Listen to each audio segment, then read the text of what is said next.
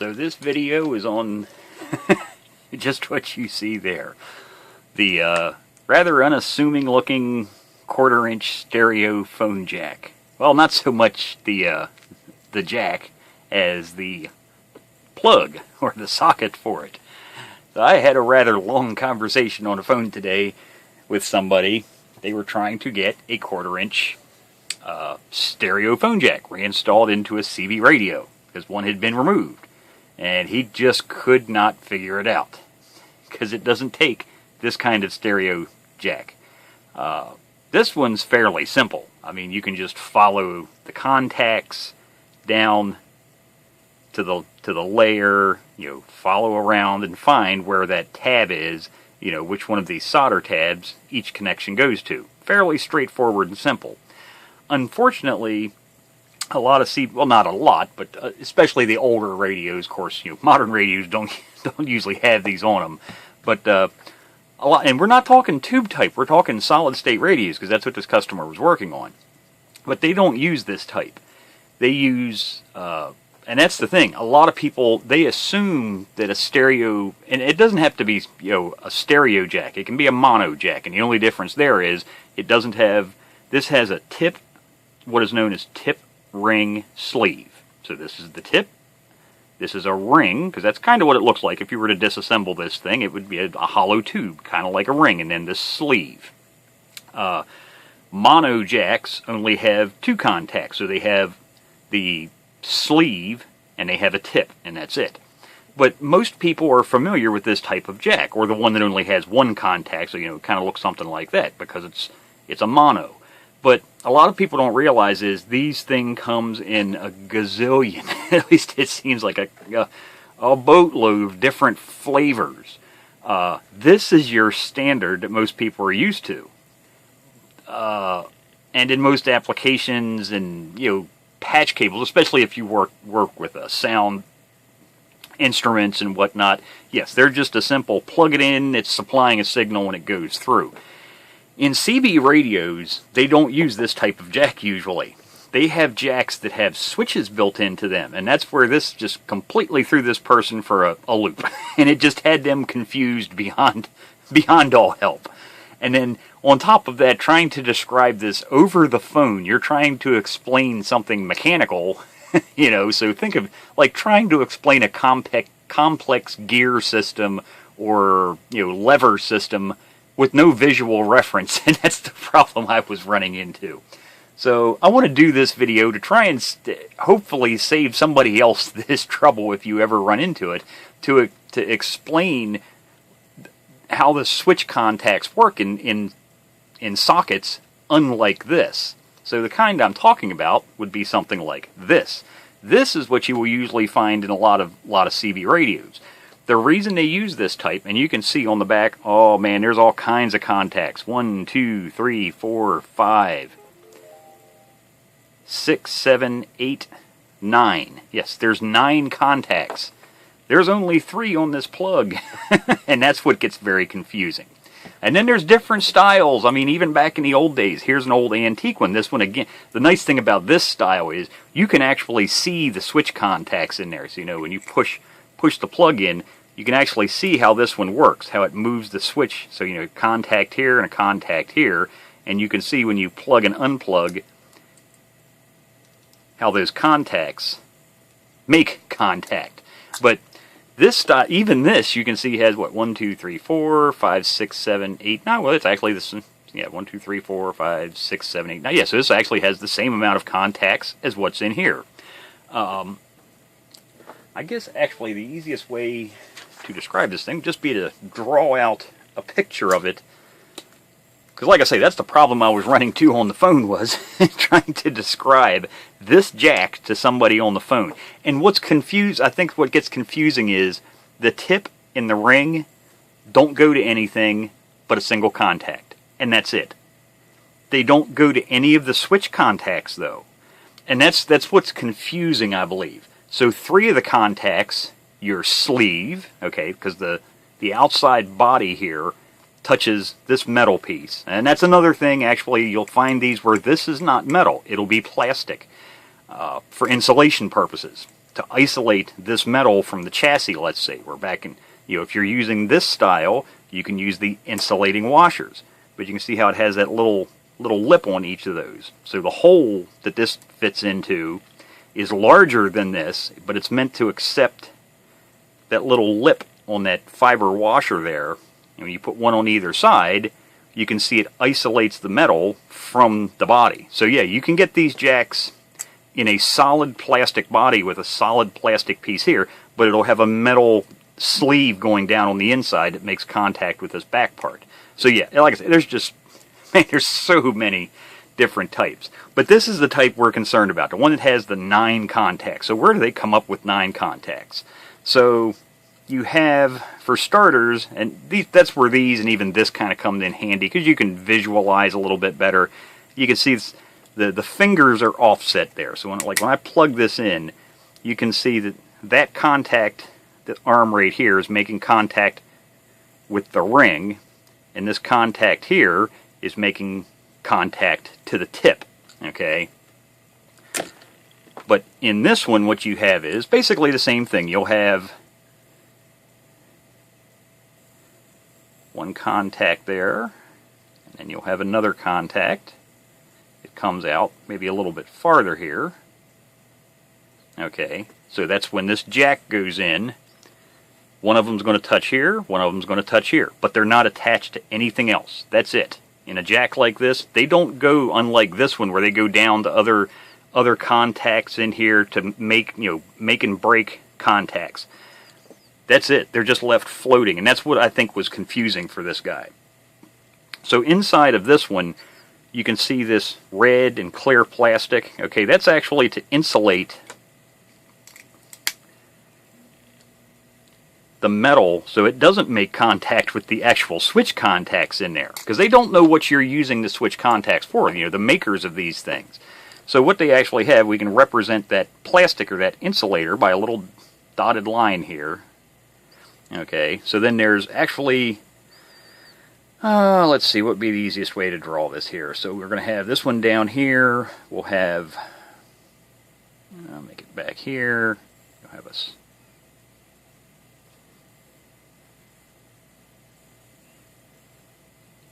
And we'll have an opposing one down here. And same thing up here. We'll have, and then actually bring the dotted line down, and that's attached right there. And same thing up here, we're going to have contact.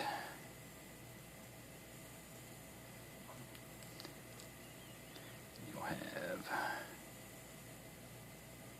actually I should have brought that out a little bit farther, because my dotted line should come up to the little switch arm there.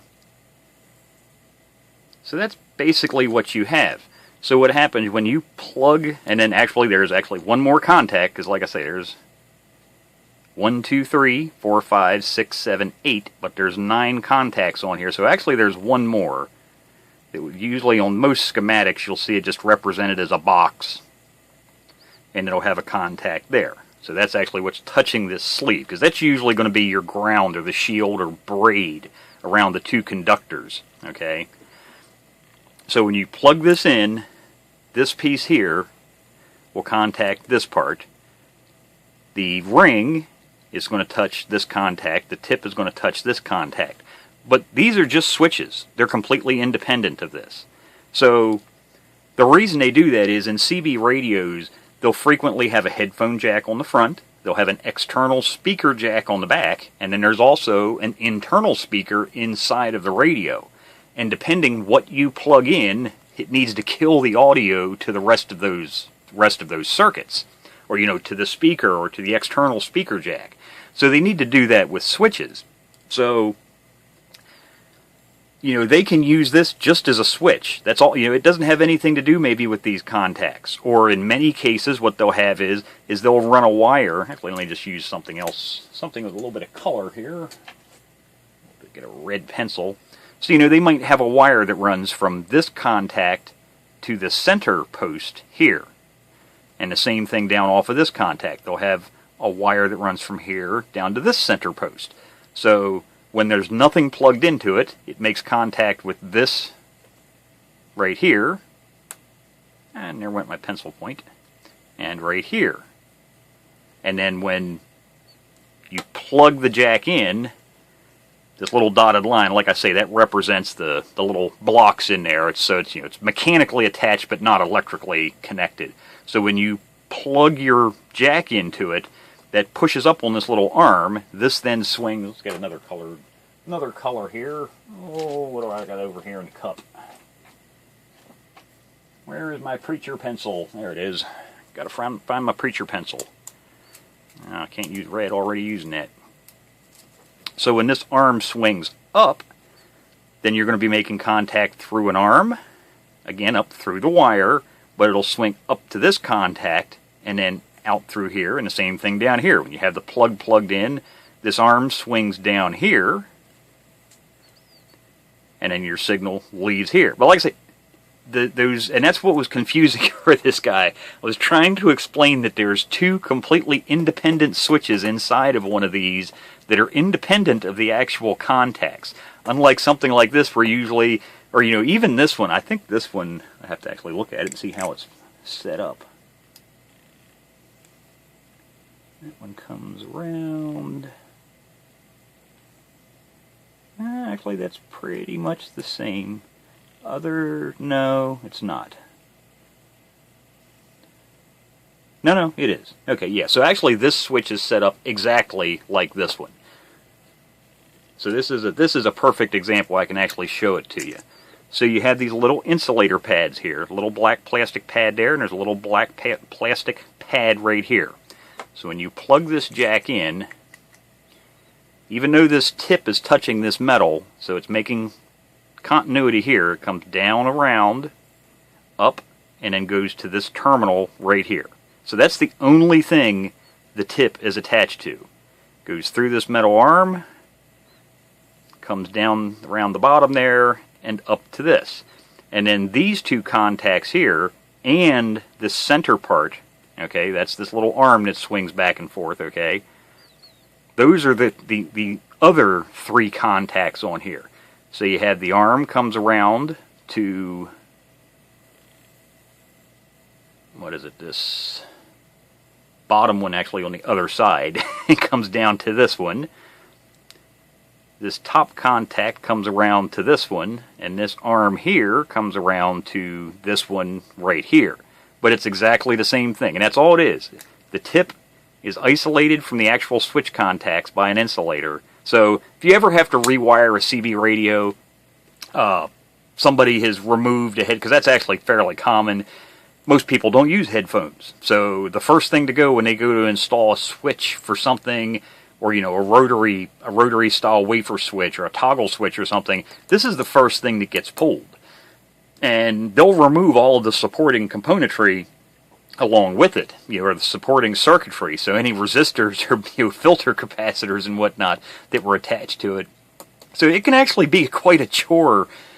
You would think something as simple as a 1/4-inch headphone jack would be so simple to install, but yeah, it's actually can get very complicated with, like I say, these have 9, there's actually 9, and you can get ones with more than that. I've got some floating around here somewhere. I don't have them out because I've never needed them.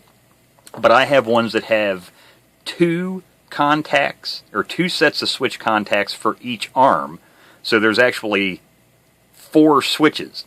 There's a duplicate of these 3 contacts up here, and the same thing down here. And then I have ones that have 6 switches. So for each arm, it actually pushes 3 separate arms down here. And they're old school like these from like the 1950s. And those things, they're like that long, and they're like that wide. It's just, it's all it is, just a bunch of contacts and spring arms in there. But yeah, so if you ever run into that, most CB radios, headphone jacks, some of them can use something like this, but on modern, and that would be more probably like tube type radios, and of course they're not going to be stereo either. They're going to be usually mono jacks. But some radios actually use a stereo headphone jack, because that's what most people have. If they have headphones, it has a stereo plug on it. It doesn't have a monaural plug. So just something to keep in mind if you're doing a radio. This is not going. You'll be looking at the schematic and you'll be looking at a jack like this saying, well, there's just not enough connections on here. So that's what these are for. Okay, you can get these. Pretty much anybody, any electronics supplier sells these. You can DigiKey, Mauser, Allied, Newark. I mean, eBay, Amazon. Just make sure when you order them, the specs will tell you how many sets of switches there are and if they're isolated or not. So if the actual tip in the ring, actual arms here are actually attached, because some of them, that's not just a nylon insulator there. There'll actually be a mechanic or an electrical connection to that arm right there. So when this pushes up, it's actually moving the contact back and forth. So it's always going to have contact here or here, depending whether the plug's pushed in or not. So yeah, some of them are isolated, some of them are not. Some of them have isolated sleeves. Actually, I can pull out a drawer and show you what isolated sleeve styles look like. Let's see.